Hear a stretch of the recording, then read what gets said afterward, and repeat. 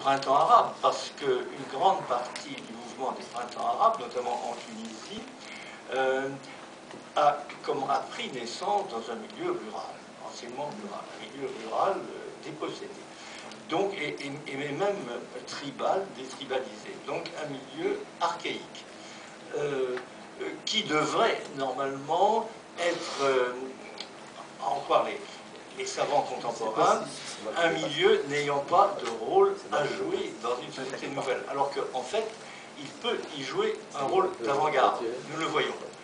Il s'agit, je crois, bien sûr, d'inverser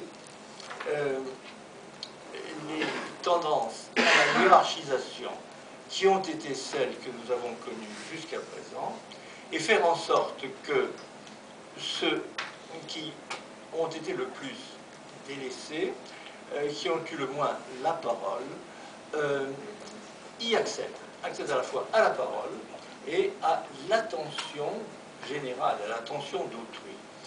Et ça, cela me paraît extrêmement important.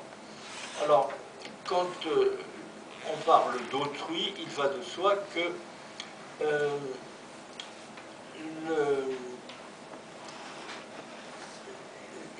le processus par lequel se fonde un dialogue interpersonnel est un processus qui, comme l'a montré le docteur Habib, présuppose un ensemble de traits que j'appellerais culturels communs, c'est-à-dire des traits de sensibilité et de connaissance qui sont déjà communs et sur lesquels peut se fonder le dialogue, notamment la langue, bien sûr.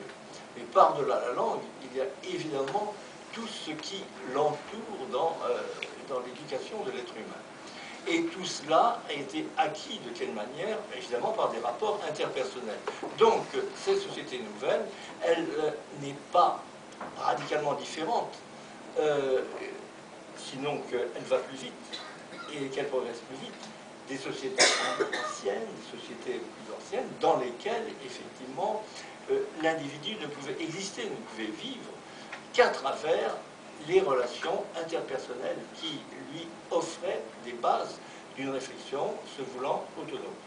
Et je crois, pour aller dans le sens de ce qu'a dit le docteur Habib, je crois que les traditions qui opposent des freins précisément à ce que l'on peut appeler cette nouveauté, à cette marche vers un nouveau qui pourrait être un mieux-être.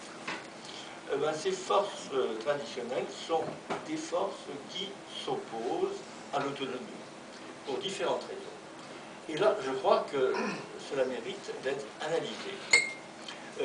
Quelquefois, ces oppositions à l'autonomie, à l'initiative des penseurs, des décideurs, des inventeurs, des créateurs, de ceux qui parlent, procèdent de craintes qui peuvent être justifiées, que bien sûr il faut apaiser. Mais quelquefois, évidemment, ce sont des manières de protéger un certain ordre. Et à cet égard, il arrive souvent que la religion soit instrumentalisée par le politique. Mais nous sommes ici dans un lieu où il ne faut parler ni de religion ni de politique. Alors donc, je ne parle pas. Je n'ai rien dit. Voilà, c'est ça. Mais voilà, il faut bien voir là les choses un petit peu telles qu'elles sont.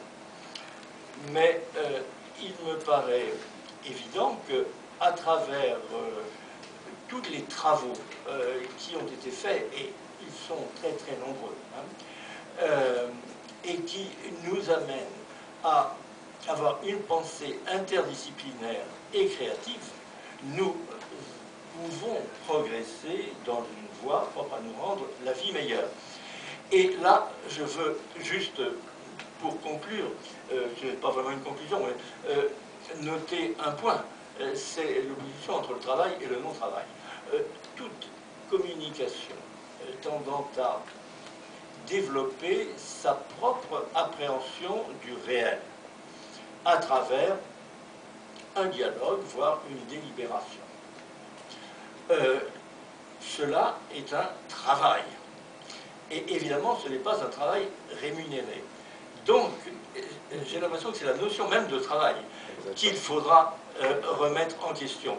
Parce qu'il y a un énorme travail à faire, mais qui ne sera pas un travail rémunéré, et qui n'a pas été un travail rémunéré, et sans lequel les progrès économiques que nous avons connus et qui nous permettent d'avoir des allocations de chômage, maintenant, quand on ne travaille pas, ben, tout cela est venu au départ de réflexions qui étaient désintéressées, qui n'étaient pas rémunérées. Ça mérite une réflexion, un approfondissement. Voilà. Et je